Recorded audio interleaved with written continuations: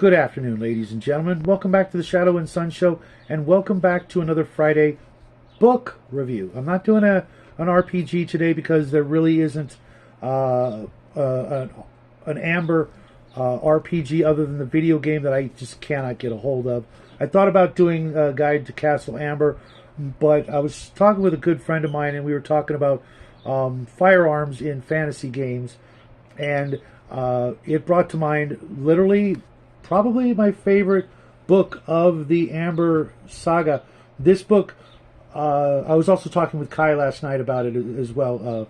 The first book, The Nine Princes in Amber, trying to get my friend Connell to hurry up and read The Nine Princes in Amber. Well, it's the first book, and somewhat might argue, the best because it's the introduction, kind of like, how the first of anything is usually deemed the best.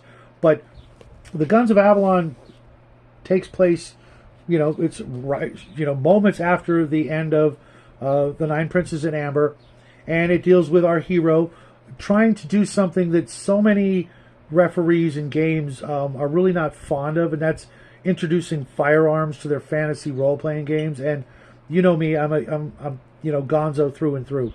And if I can find a way to bring in 6 shooters or laser guns into a fantasy game, darn well I'm going to do it.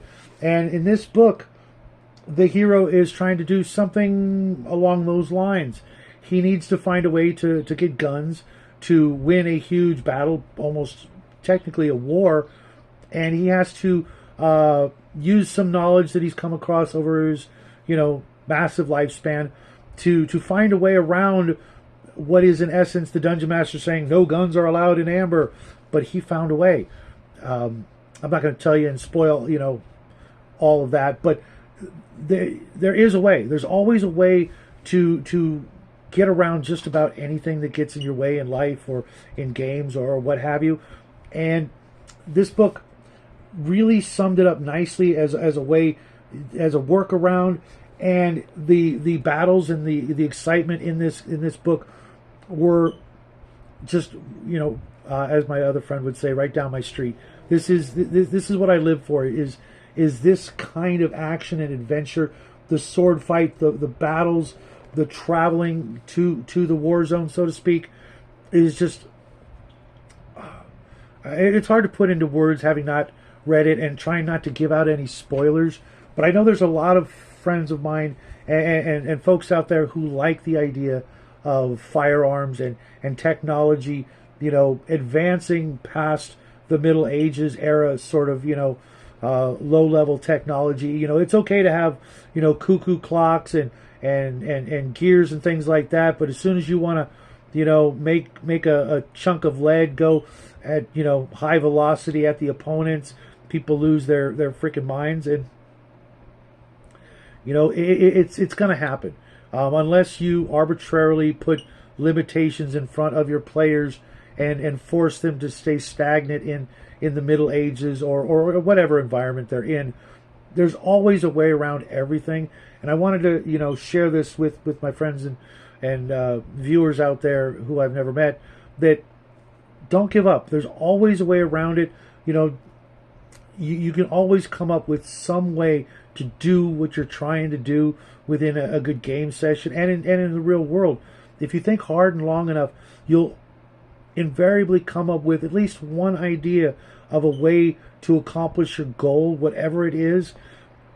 Just, maybe take out some scratch paper and make a list of your potential thoughts and ideas and strategies, and, come up with the pros and cons and the things that are in your way to accomplish that goal, and don't give up.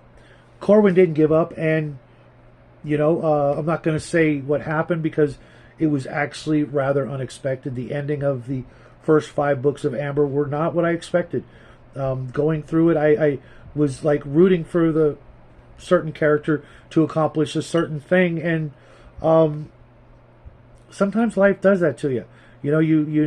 You set out with a goal, an ambition, a dream, and the real world will quickly say, no, we've got other plans for you, my son. It also reminded me of the tendency with players in a bunch of games to try to build a character from first level and plan out their life, and the character build nonsense of I'm by this level I need to do this and that, and like, that's not how life works. It really isn't, and your game shouldn't be that way either. If you're a good GM and you find your players out there trying to build that character from first to 20th level, throw everything in your way, in everything you can think of in their way, and tempt them and steer them off in different directions, because that's what life does. Life says, oh, you want to do this? Well, when you're in your 40s, this thing's going to happen, and it's going to just totally mess up all your plans unless you stick to them. And now, if they want to stick to them, that's cool. I absolutely love perseverance, but life doesn't. Life wants to throw chaos and change and randomness and unexpected circumstances and incredible windfalls and horrible tragedies in your way, and what matters at the end is how you come out. Did everything go according to plan? Well, then your life was probably kind of boring, wasn't it? You didn't have anything pushing you to the left or the right. Instead, it just helped you along your merry way. I don't want that. I want to see challenges and unexpected circumstances rear their ugly head, and enjoy the ride. It's not the destination, it's the journey that matters. So I'm hoping you guys who haven't got there yet will enjoy the journey that is contained within the Guns of Avalon, my favorite of all the Amber books, not my favorite Zelazny book, because you guys who know, if you don't, good, because I don't want you reading that book, it's mine. No, seriously, I hope you find that book, but I'm just not going to tell you about it, because then you'll just go run out and grab it, and you gotta find it the right way. But to help you along your journey, the 9 Princes in Amber, the Guns of Avalon, and if I have time, I will get through the other 5 books before June 14th, which is the unfortunate day that Roger Zelazny left this world for a better one. I'm assuming, actually, because if anybody deserved it, the paver of the ways to alternate dimensions and realities, at least for this guy, was none other than Roger Zelazny. So I hope you guys can get this book as soon as you can in your hot little hands.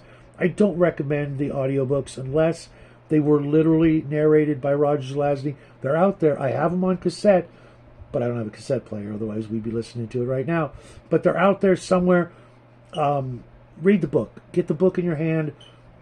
Enjoy it. Get back to me. I would love to hear from you guys. And until next time, happy trails.